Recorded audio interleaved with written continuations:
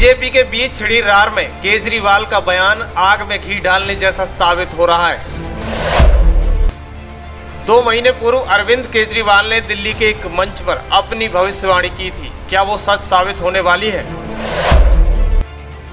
उन्होंने कहा था कि तीसरी बार बीजेपी सत्ता में आई तो योगी आदित्यनाथ को उनके पद से हटाया जाएगा।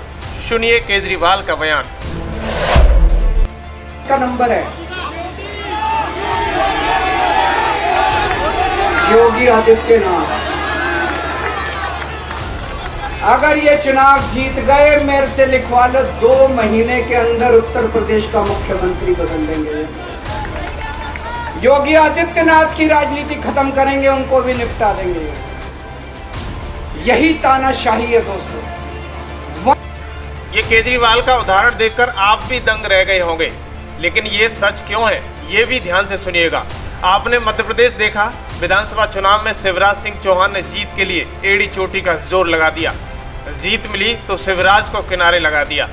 अब बारी आती है हरियाणा की, जहां पर एक रात में सत्ता परिवर्तन कर सीएम खट्टर को साइड में लगा दिया। अब बारी थी उत्तराखंड की। बीजेपी ने 2 जुलाई 2021 को तीरथ सिंह रावत को साइड कर 4 जुलाई 2021 में पुष्कर सिंह धामी को मुख्यमंत्री बना दिया। इसी बीच यूपी में नंबर आता है। तब तक लोकसभा चुनाव 2024 आ जाते हैं और फिर केंद्र से भाजपा का ओवर कॉन्फिडेंट नारा अब की बार 400 पार का शुरू होता है। विपक्ष ने जमकर खींचा और जनता के बीच अफवाह फैलाई। अफवाह भाजपा के कर्नाटक से 6 बार सांसद अनंत हेगड़े द्वारा फैलाई गई। उन्होंने कहा कि बीजेपी 400 पार करती है तो उनकी पार्टी संविधान बदल देगी, जिससे विपक्ष ने खूब जनता के बीच चर्चा की और सोशल मीडिया पर दुष्प्रचार किया। बीजेपी को मुंह की खानी पड़ी। लेकिन अब बारी यूपी की थी। एक बड़ा तबका इंतजार में था कि कब योगी की गलती पकड़ें और शोर मचाना शुरू करें और योगी को आंखें दिखाएं। और हुआ भी ऐसा।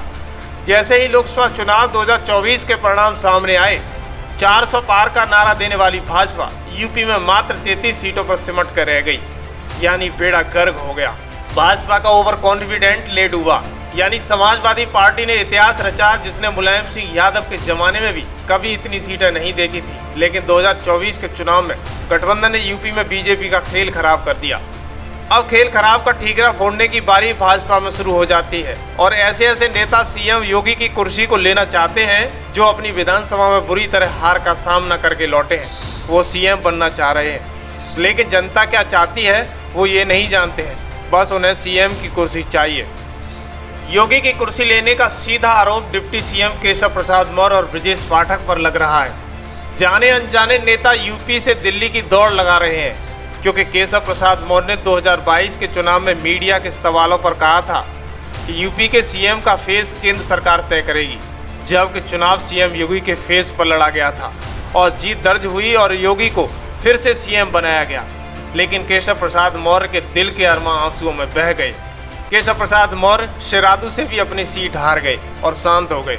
लेकिन केशव तैयार थे और केशव शांत रहने वाले नहीं थे। जैसे ही लोकसभा चुनाव 2024 आया तो केशव का यूपी सीएम योगी से 36 का आंकड़ा बन गया। इस दौरान सीएम योगी पर तमाम सारे आरोप लगे, जिसमें कहा गया कि यूपी में बीजेपी कार्यकर्ताओं की सुनवाई नहीं होती, स्थानीय लोक प्रशासन में सुनवाई नहीं करते, बीजेपी कार्यकर्ताओं में असंतोष है, कार्यकर्ताओं ने मेहनत नहीं की।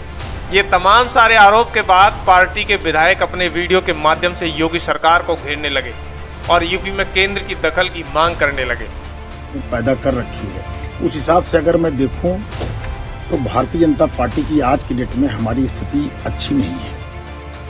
और 14 जुलाई को लखनऊ के डॉक्टर राम मनोहर लोहिया विश्वविद्यालय के सभागार में कार्य समिति की बैठक आहूत की जाती है। इस दौरान केशव प्रसाद मौर्य का दर्द हिलोरे लेता है।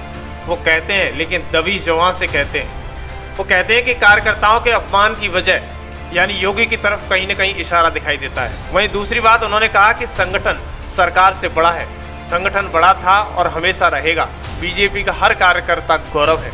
वहीं अंत में उन्होंने तीसरी बात कही, जो दर्द आपका है वो दर्द मेरा भी है। ये केशव प्रसाद मौर्य के बयान जमकर मीडिया में वायरल हुए। सरकार से बड़ा है।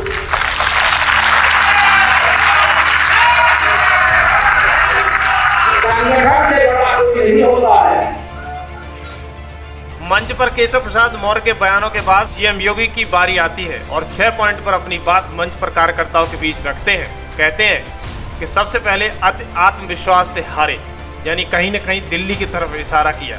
400 पार का नारा ले डूबा। वहीं नंबर 2 पर कहा कि लोकल मुद्दों से दूरी, यानी आम जनमानस की समस्याओं को नहीं समझा गया। वहीं तीसरी बात कहा कि अफवाह फैलाई गई, यानी सरकार आई तो संविधान बदल देंगे। ऐसे बयान कुछ नेताओं द्वारा जारी किए और मिसगाइड जनता को किया। वहीं चौथा पॉइंट कोर वोटर शिफ्ट, यानी ये भी इशारा किया गया कि पार्टी के नेताओं की फूट के चलते भाजपा का जो कोर वोटर था वो भाजपा को नहीं मिला।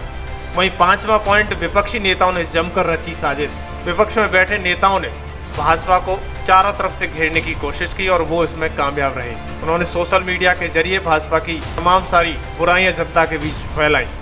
वहीं लास्ट में सीएम योगी ने कहा कि आघात, यानी वोट मांगने के लिए अपने ही घर से नहीं निकले, यानी हिसाब घर का वेदी लंका ढाने वाला किया। उन्होंने सभा के अंत में अपने बयान देते हुए कहा कि जो लोग उछल कूद कर रहे हैं वो कर लें, उन्हें दोबारा मौका नहीं दिया जाएगा।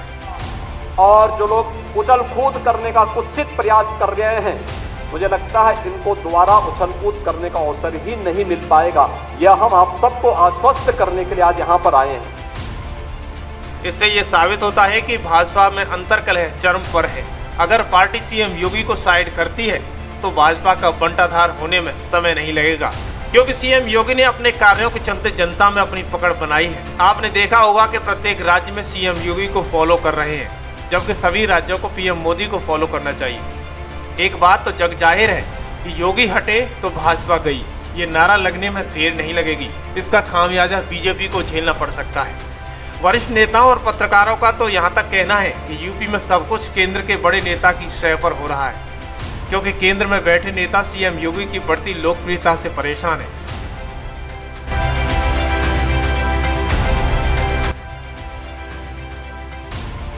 इसलिए यूपी के डिप्टी सीएम बार बार दिल्ली की दौड़ लगाते हैं और उनकी सह पर यूपी में कुछ विधायक और नेता सीएम के खिलाफ खड़े हो रहे हैं। बात यहीं पर रुकती नहीं है, लेकिन कयास ये भी लगाया जा रहा है कि अब भाजपा बहुत जल्द सीएम योगी को प्रधानमंत्री की कुर्सी देना चाहती है, क्योंकि अंदर खाने भाजपा पर पीएम मोदी के बाद असली चेहरा सीएम योगी माने जा रहे हैं, क्योंकि जनता योगी के बारे में अपनी राय देने में जरा भी देरी नहीं कर रही है। वो सीएम योगी को पीएम बनना देखना चाहती है। आपकी क्या राय है? आप भी अपने विचार रखें।